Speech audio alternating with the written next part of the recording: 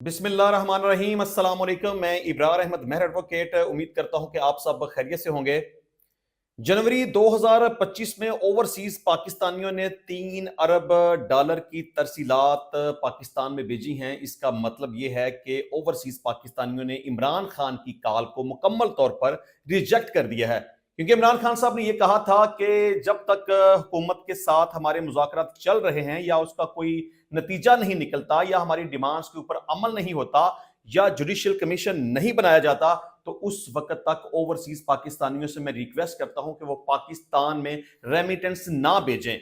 तो ओवरसीज पाकिस्तानियों ने तो इमरान खान की इस बात के ऊपर अमल नहीं किया, बल्कि पहले की निस्बत ज्यादा रेमिटेंस पाकिस्तान में भेजी हैं। मैं समझता हूं कि इमरान खान साहब को इस तरह की कॉल नहीं देनी चाहिए थी, क्योंकि आपका इख्तलाफ मौजूदा हुकूमत के साथ हो सकता है, इस्टेब्लिशमेंट के साथ हो सकता है, लेकिन पाकिस्तान के साथ आपका कोई इख्तलाफ नहीं है। तो अगर ओवरसीज पाकिस्तानी पाकिस्तान में पैसे भेजेंगे तो इससे किसको फायदा होगा? इससे पाकिस्तान को फायदा होगा। जो सियासी जमातें हैं उसके फायदे या नुकसान की बात को आप छोड़ दें, आपको सबसे पहले पाकिस्तान को मद्देनजर रखना चाहिए। तो इस हवाले से स्टेट बैंक का पाकिस्तान की जनब से जारी तफसीलात के मुताबिक जनवरी 2025 में तरसीलात 3 अरब डॉलर रही। स्टेट बैंक का कहना है कि बैरून मुल्क मुकीम पाकिस्तानियों ने जनवरी 2024 के मुकाबले में जनवरी 2025 में 25% ज्यादा रकूम बेची हैं।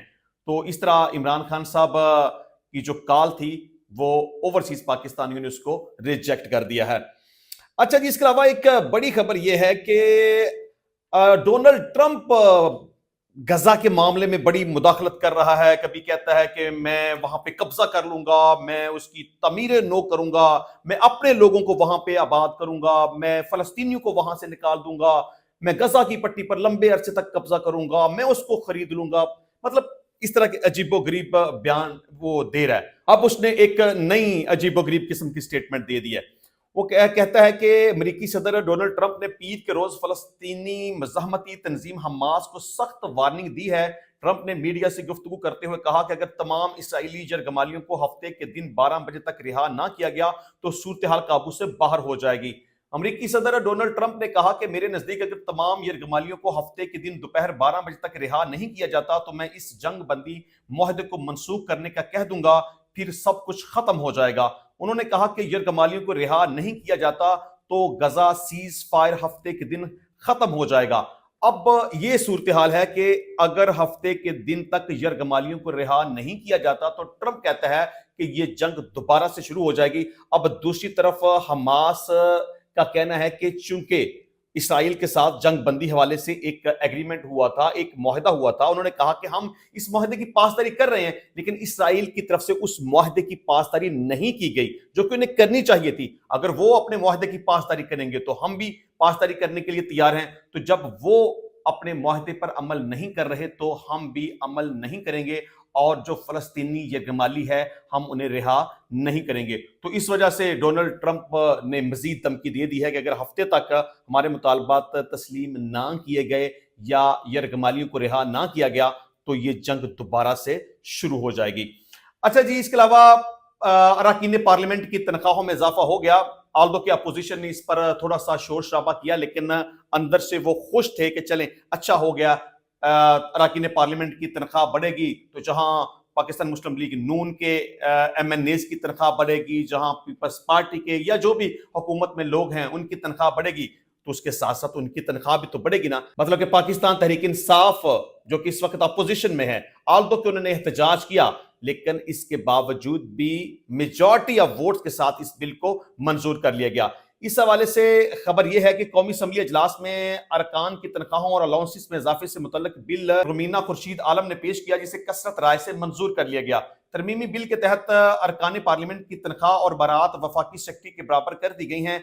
MNA और सेनेटर की माहाना तनख्वाह और मरात 5,19,000 मुकर्रर करने की मंजूरी दी गई है।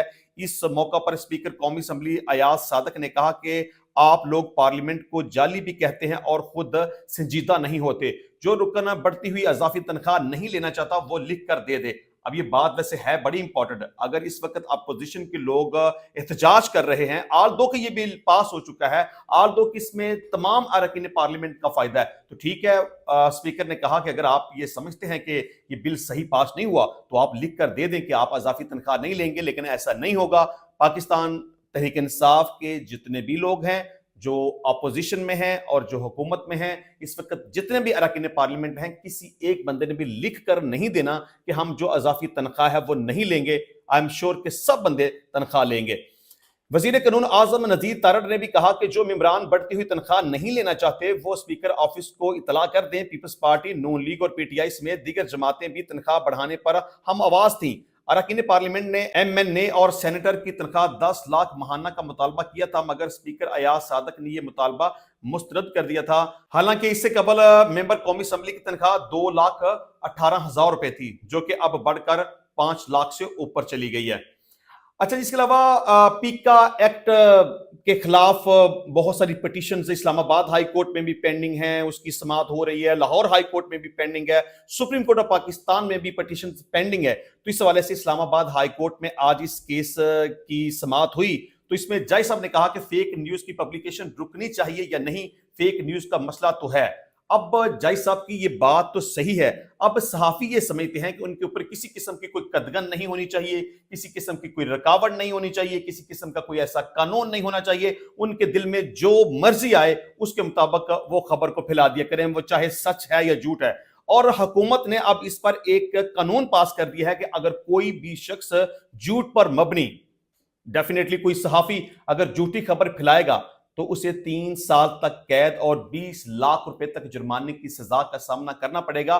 یہ قانون باقاعدہ طور پر پارلیمنٹ سے منظور ہو چکا ہے، صدر اس کے اوپر دستخط آ چکے ہیں، صحافی اس کے اوپر ناراض ہیں اور احتجاج کر رہے ہیں، پٹیشنیں کر رہے ہیں، لیکن آئی ایم شیور کہ ان کی جتنی بھی پٹیشنز وہ چاہے اسلام آباد ہائی کورٹ میں ہیں، لاہور ہائی کورٹ میں ہیں، سپریم کورٹ آف پاکستان میں ہیں، وہ خارج ہو جائیں گی۔ اور اگر اس مسئلے کا کوئی حل ہوا، کوئی حل نکلا، تو یہ آپس میں مل بیٹھ کر اچھے طریقے سے پارلیمنٹ کے ذریعے سے ہی اس میں کوئی چاہیں تو ترمیم اور تبدیلی کر سکتے ہیں۔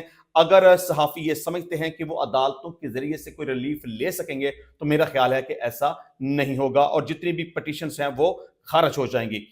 اچھا، اس کے علاوہ کرپشن کے حوالے سے بھی ایک خبر ہے کہ پاکستان کا نمبر کون سا ہے اور پہلے، دوسرے اور تیسرے نمبر پر کون سا ملک آتا ہے۔ اس کو جیو نیوز نے رپورٹ کیا ہے۔ اس کے مطابق ٹرانسپیرنسی انٹرنیشنل کی جانب سے جاری کرپشن پرسپشن انڈیکس میں پاکستان تنزلی کے بعد 135ویں نمبر پر آ گیا ہے۔ کرپشن پرسپشن انڈیکس کے مطابق ڈنمارک بدستور پہلے نمبر پر موجود ہے، جبکہ فن لینڈ دوسرے اور سنگاپور تیسرے نمبر پر ہیں۔ انڈیکس کے مطابق امریکہ تنزلی کے بعد 28ویں نمبر پر آ گیا، بھارت 96، ترکی 107، بنگلہ دیش 151 اور افغانستان 165 نمبر پر ہیں۔ اچھا، اس کے علاوہ آج سپریم کورٹ آف پاکستان میں سویلینز کے ملٹری ٹرائل کے فیصلے کے خلاف انٹرا کورٹ اپیل ہوئی، تو اس میں جسٹس صاحبان کی طرف سے بڑے اہم سوالات کیے گئے۔ اس حوالے سے خبر یہ ہے کہ سپریم کورٹ میں جسٹس امین الدین خان کی سربراہی میں 7 رکنی آئینی بینچ نے فوجی عدالتوں میں سویلینز کے ملٹری ٹرائل کے خلاف انٹرا کورٹ اپیل پر سماعت کی، جس دوران سزا یافتہ ملزم جنید کے وکیل سلمان اکرم راجہ نے دلائل دیے۔ سلمان اکرم نے دلائل دیے کہ مرکزی فیصلے میں کہا گیا ہے کہ آرٹیکل 175 کی شق 3 سے باہر عدالتیں قائم نہیں ہو سکتی۔ اس پر جسٹس محمد علی مظہر نے کہا، سروس معاملات میں ابتدائی سماعت محکمانہ کی جاتی ہے۔ سلمان اکرم راجہ نے کہا کہ آرمی آفیسرز پر بھی آرٹیکل 175 کی شق 3 کا اطلاق ہونا چاہیے۔ اس پر جسٹس نعیم اختر نے کہا کہ 1973 میں آئین بنا، 18ویں ترمیم میں مارشل لا کے قوانین کا جائزہ لیا گیا، جو کام پارلیمنٹ کے کرنے کا ہے اسے سپریم کورٹ سے کیوں کرانا چاہتے ہیں۔ جسٹس نعیم نے ریمارکس دیے کہ اگر کوئی ملٹری افسر آیا تو پھر سوال کا جائزہ لیں گے، کیس کے اختیار سے باہر نہ نکلیں۔ بھارت میں پارلیمنٹ کے ذریعے قانون میں تبدیلی کی گئی۔ جسٹس حسن اظہر رضوی نے کہا کہ 9 مئی واقعات کی فوٹیج ٹیلی ویژن چینلز پر بھی چلائی گئیں، کور کمانڈرز ہاؤس میں گھس کر توڑ پھوڑ کی گئی۔ آج کل جلاؤ گراؤ کرنا، توڑ پھوڑ کرنا فیشن بن چکا ہے۔ 9 مئی کو ایک گھر میں گھس کر ٹیلی ویژن سکرین پر ڈنڈے مارے گئے، بنگلہ دیش میں ایسا ہوا، شام میں لوٹ مار کی گئی، یہ کلچر بن چکا ہے۔ اس موقع پر جسٹس جمال مندوخیل نے کہا کسی عام شہری کے گھر گھسنا بھی جرم ہے۔ جسٹس حسن اظہر نے سوال کیا کہ کیا دنیا میں کبھی کہیں کور کمانڈر ہاؤسز پر حملے ہوئے؟ اس پر سلمان اکرم راجہ نے جواب دیا، جی حملے ہوئے ہیں، جن کی مثالیں بھی آپ کے سامنے رکھوں گا۔ जस्टिस मोहम्मद अली मजहर ने कहा कि अदालती फैसलों में जो निशानदेही की गई, क्या इस पर कानून साजी हुई? जस्टिस मंदोखेल ने कहा, पार्लियामेंट मालूम नहीं किन कामों में पड़ी हुई है, जो बातें यहां कर रहे हैं वो पार्लियामेंट में करने की हैं। सलमान अकरम ने कहा कि सजा देने के अमल में अदालती इख्तियारात को इस्तेमाल किया जाना चाहिए। मार्शल लॉ में बलूचिस्तान हाई कोर्ट ने हमेशा आम शहरियों के तहफ़्फ़ुज़ के लिए फैसले दिए। मरहूम जस्टिस वकार सेठ साहब ने भी पेशावर हाई कोर्ट से अहम फैसला दिया, जिसका हवाला आलमी अदालती इंसाफ में भी दिया गया, मगर उनके फैसले को सुप्रीम कोर्ट ने मुअत्तल किया। कोई अदालत आर्टिकल 175 की शिक 3 के बाहर कायम नहीं की जा सकती। तो बहरहाल सुप्रीम कोर्ट ऑफ पाकिस्तान में ये इंट्रा कोर्ट अपील चल रही है और मेरा ख्याल है कि बहुत जल्द इस केस का फैसला आ जाएगा और आई थिंक सो के मिलिट्री कोर्ट्स में जो सिविलियंस का ट्रायल हुआ है उसको कलअदम करार दे दिया जाएगा। अच्छा, इसके अलावा खुर्रम दस्तगीर का कहना है कि तहरीके इंतशार के पास बहुत बड़ा मौका था कि वो 8 फरवरी की धांधली और 26 नवंबर के वाकयात पर सारे सबूत हुकूमत के साथ मुज़ाकरात के दौरान शेयर करती। सिर्फ इल्जामात की बुनियाद पर अनोखे लाडले को रियासत के साथ खेलने की इजाजत नहीं दी जा सकती। तो बहरहाल मैं समझता हूँ कि खुर्रम दस्तगीर खान की इस स्टेटमेंट को अगर लेके हम बात करें तो मुझे बिल्कुल अब्सर्ड और फजूल किस्म की लगी है। देखें, हुकूमत के साथ पाकिस्तान तहरीक इंसाफ के जो मामलात हैं वो तो बिल्कुल ऐसे ही हैं जैसे कि एक मुद्दई के एक मुल्ज़िम के साथ हैं। हुकूमत का इस वक्त स्टेटस एक मुल्ज़िम के जैसा है, बल्कि मैं तो ये समझता हूं कि पाकिस्तान तहरीक इंसाफ को हुकूमत के साथ मुज़ाकरात शुरू ही नहीं करने चाहिए थे। ये कैसे मुमकिन हो सकता है कि हुकूमत अपने ही खिलाफ एक जुडिशल कमीशन बना दे? तो ये कभी भी ऐसा मुमकिन नहीं हो सकता था, मुज़ाकरात कभी चल ही नहीं सकते थे। तो अब अगर ये कहे कि 8 फरवरी को होने वाले इलेक्शन में और 26 नवंबर के वाकयात के हवाले से सारे सबूत देखें, पाकिस्तान तहरीक इंसाफ पहले दिन से ये शोर मचा रही है और एहतजाज कर रही है कि 8 फरवरी को उनका इलेक्शन चुराया गया और इस हवाले से जुडिशल कमीशन बनाना चाहिए। ये मामला अदालतों के पास है, अभी तक अदालतों ने तो कमीशन नहीं बनाया और उसके बाद बात आ गई 9 मई के हवाले से या 26 नवंबर के हवाले से। तो पाकिस्तान तहरीक इंसाफ तो बार बार ये मौक़िफ़ इख्तियार कर रही है, अदालतों में भी पिटीशंस फाइल की हुई हैं। जब मुज़ाकरात पाकिस्तान तहरीक इंसाफ की हुकूमत के साथ चल रहे थे उस वक्त भी ये बात बार बार डिस्कस की जा रही थी कि आप इसके ऊपर कमीशन बनाएं। तो ये कैसे मुमकिन हो सकता है कि पाकिस्तान तहरीक इंसाफ के पास जितने सबूत हैं वो हुकूमत के साथ शेयर करती? जो मुतालबा था मुज़ाकरात में वो ये था कि आप इसके ऊपर कमीशन बनाएं। हाँ, अगर कमीशन बन जाता तो उस वक्त पाकिस्तान तहरीक इंसाफ के ऊपर ये जिम्मेदारी आयद होती थी कि उनके पास इस हवाले से वो 8 फरवरी का इलेक्शन था या 9 मई के वाकयात थे या 26 नवंबर के वाकयात थे, इस हवाले से सबूत कमीशन के सामने रखते तो फिर कमीशन जुम्मेदारान का तयन करता कि कौन इसमें सही है, कौन गलत है, कौन गुनाहगार है, कौन बेगुनाह है, वट एवर जो कोई भी सूरत हाल होती। तो खुर्रम दस्तगीर के इस बयान को मैं बिल्कुल स्टूपिड बयान कहूंगा कि 8 फरवरी का इलेक्शन है या 26 नवंबर के वाकयात हैं या जो कोई भी सूरत हाल है, हुकूमत के सामने वो सबूत रखते। भाई हुकूमत के सामने सबूत क्यों रखते? ये मसला हुकूमत के साथ उनका है ही नहीं, ये हुकूमत के खिलाफ उनके मामलात हैं जो कुछ भी हैं। तो फिर कैसे मुमकिन हो सकता है कि हुकूमत के साथ बातचीत भी हो, मुज़ाकरात भी हों, उसका कोई बेहतर हल भी निकल आए और हुकूमत बात भी मान जाए वगैरह वगैरह? कुछ भी नहीं है, ये मुज़ाकरात बिल्कुल एक ढोंग तमाशा था। लेकिन अगर तहरीक इंसाफ के पास जो कुछ भी सबूत हैं तो वो सिर्फ और सिर्फ कमीशन के सामने ही रखेंगे और कमीशन के सामने ही रखने चाहिए, कभी भी हुकूमत के सामने सबूत रखने की जरूरत नहीं है। ये बात लॉजिक के मेयार के ऊपर पूरा नहीं उतरती। अच्छा जी, इसके अलावा इमरान खान के खिलाफ तोशाखाना केस का फैसला देने वाले जज हुमायूं दिलावर समेत 3 जजेस को ग्रेड 20 से ग्रेड 21 में तरक्की दे दी गई। इमरान खान के खिलाफ तौहीन अदालत केस का मुजब बनने वाली जज जेबा चौधरी की भी तरक्की हो गई। चलें जी, ये सही है कि इमरान खान के खिलाफ जिन जजेस ने फैसले दिए उनकी अब प्रमोशन हो रही है, अब उनका ग्रेड पहले से बढ़ गया है। अच्छा जी, इसके अलावा मंसूर अली खान ने एक खबर रिपोर्ट की है, वो मैं आपके सामने रख देता हूं। वो कहते हैं कि इलेक्शन की रात 12:30 बजे करीब मियां साहब के साथ एक शख्स खड़ा मेरे साथ फोन पर बात कर रहा था, तो मैंने पूछा क्या बना? उसने कहा कि हार गए हैं। मैंने पूछा कि कौन? तो उसने जवाब दिया कि मियां साहब, दोनों सीटें हार गए हैं। मैंने बाद में खुद फॉर्म 45 चेक किए तो देखा कि हिंदुओं को काट कर बदला गया था। देखें, ये बात तो बड़ी क्लियर है, पूरे पाकिस्तान को पता है कि नवाज शरीफ दोनों सीटों पर इलेक्शन हार गए, लेकिन इसके बावजूद उन्हें जितवाया गया। اس کے علاوہ چیف جسٹس آف پاکستان کا کہنا ہے کہ عمران خان صاحب کا خط وصول کر لیا ہے. اس پر میں نے کہا جو ایشوز آپ نے اٹھائے وہ سنجیدہ ہیں. خان صاحب کے خط کی سب سے اچھی چیز لگی کہ انہوں نے یو ایس بی میں ثبوت بھی دیے. عمران خان جو ہم سے چاہتے ہیں وہ آرٹیکل 184 کی شق 3 کے تحت آتا ہے, اسے آئینی بینچ نے ہی دیکھنا ہے. اس کے علاوہ علیمہ خان صاحبہ کا کہنا ہے کہ عمران خان نے کہا کہ میں اپنے کیسز کا سامنا انہی ججز کے سامنے کروں گا. میں نے آرمی چیف کو خط ڈیل کے لیے نہیں لکھا بلکہ سمجھانے کی کوشش کی ہے. اگلے ہفتے ایک اور خط لکھوں گا. چلیں اچھی بات ہے. عمران خان صاحب نے چیف آف آرمی صاحب کو پہلے ایک خط لکھا, کھلا خط, پھر دوسرا ایک کھلا خط لکھا, کچھ شکایتیں کی, کچھ شکوے کیے, کچھ نصیحتیں کی وغیرہ وغیرہ.